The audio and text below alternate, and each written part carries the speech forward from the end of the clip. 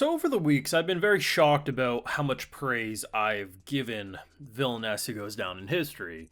But the show has legitimately developed into a show that's way more than just an okay or generic villainess isekai of the season. But even I'm pretty shocked by what I'm about to say about episode 9, because episode 9 was like 3 episodes worth of twists and turns and reveals and development, to the point that it has me saying, truthfully, this is probably one of my favorite villainess shows now.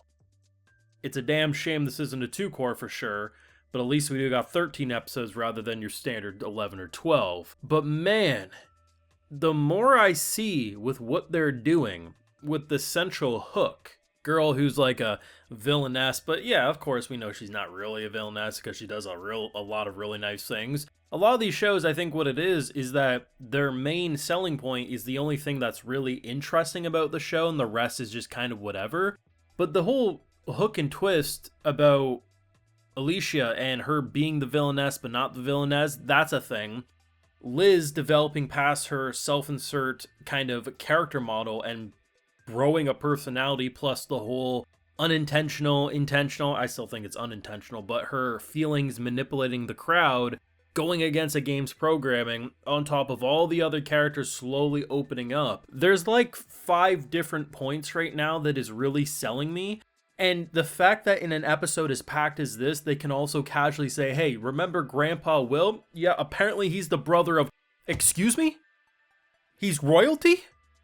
And why does he look so young now? Did that eye de-age him? Shit, man, we got a lot to talk about, but it's crazy to say that I think this might be one of the best villainess shows at this point. I never thought I'd say that. I got full live reactions over on Patreon if you want to see me break the show down in real time over there exclusively. First things first, the most important thing that did happen in this episode. So I forget the exact title of the episode, but when I hear about the chin up, I'm like, oh, I know what's gonna happen. So, she's gonna have her chin grabbed and it's gonna push the head up because it's like the whole romantic gesture, right? No, she does it to Duke, and I'm like, oh, wasn't expecting that one. What a reverse Uno, man. Jesus, what a way to swoon your man. When the scene happened with Liz, where she kind of like, it looks like she's praying, and then the crowd goes from angry to calm and happy. Initially, I'm like, oh shit, she is doing this shit on purpose, but she's doing it to help our girl because she's... No. What's interesting is in the moment, I go back to my 50-50. Shit, is she intentionally trying to be a bitch, a villain? Or is this something? No. The more I think of this, the more convinced I am that Liz as a character is a game character who is developing her own personality outside of a game's constraints. Hear me out. I've talked about this a lot, but I think this episode really solidifies it. I don't think she was praying to cast a spell. I think she was just very emotional, because when you think of it, right, Duke is supposed to be the love interest for Liz. The game is built around a self-insert MC with very little personality, and every character is supposed to love you outside of really the villainess because she's the, your antagonist, right? So the idea that you're looking at a character who is very much shown in recent episodes, who is changing, who doesn't just simply judge Alicia because she's not nice and stuff like that, no. Instead, she's very much trying to be her friend and just honestly is impressed that someone is actually, willing to tell her the opposite of what would normally be told to her. So I think, if anything, the reason why she gets so tense in that scene is because, well, ultimately, even if they're not friends, she doesn't hate her at this point, and very clearly probably has still feelings for Duke because that's how it was initially programmed. So the fact that clearly Duke has no interest in her, it's like, oh shit, I'm becoming the third wheel. So I think that's where the emotion comes in, and because of that intense emotion, it clouds the general room. But we see, it doesn't affect Duke, it doesn't affect Alicia, right? Instead, it affects the general common folk, the NPCs. And it's interesting, right? Because rather than, like I've said since the beginning, which is usually, oh, the villainess now becomes the hero, or the hero now becomes the villain, it really does feel like they reach some sort of middle ground, which allows for it to go in a very different direction. But yes, I truly think she's not doing anything intentional, which makes it way more interesting to me, because it's like a game fighting tooth and nail to get her to be the MC, but no matter what, like, this is being ruptured.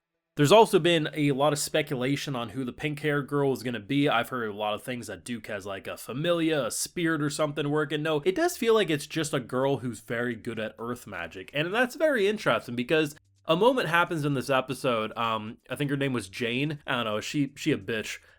So basically, if we can't have Liz be a bitch, you know, other people are going to do it for her. So the idea that we basically manipulate blackmail with an altered recording with earth magic, only for our girl to come and say, hey, you might be the biggest hater.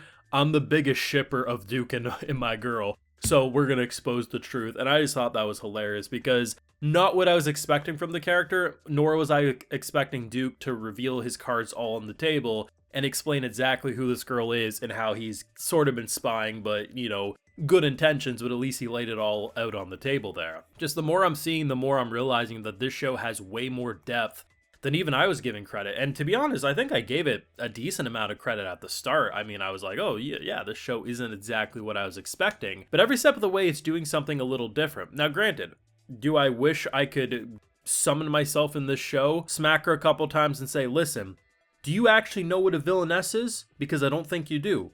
But that's part of the fun for me, right? Because it's like, Jesus Christ, if she really wants to be a villainess, she'll just keep with her bitchy ways. But I love the fact that rather than keeping a plot line that clearly wasn't what she wanted going, which was she upset Duke by lashing out, instead she immediately cleared up the misunderstanding, most importantly, apologized in public, and all those little moments are reshaping how the game, aka these characters, are seeing her as. This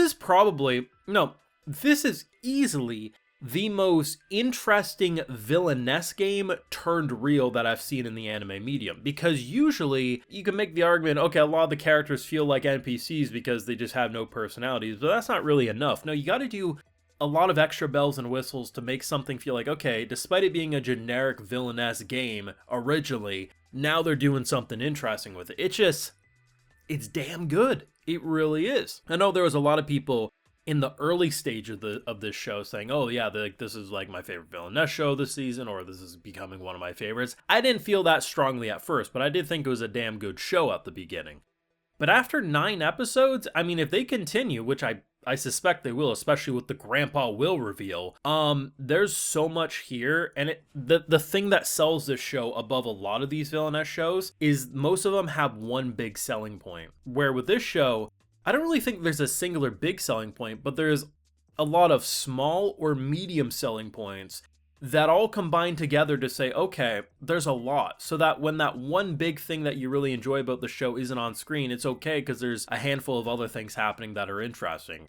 And if you're going to develop Liz past the self-insert MC, yeah, you got to have some other foils, and those foils come in the form of followers that she never really asked for. Her emotional state's going to be interesting to see how it develops because there's a lot going on there, but it does generally feel like she wants to be close with Alicia, and that's going to be interesting to see where they go with it. Your thoughts down below. Leave a like if you enjoyed, subscribe if you're new around here, of course, ring that bell, and I can mention full live reactions over on Patreon, and hey, while you're over there, I'll give you a video shout out. So today we got Athmil, Cathical, Big Boy J, Cryptic, Blood iOS, Samantha, That Random Man, Anime Man, and we also have Paul Tar. So I appreciate the support, everyone. Please take care, and you all have a good one.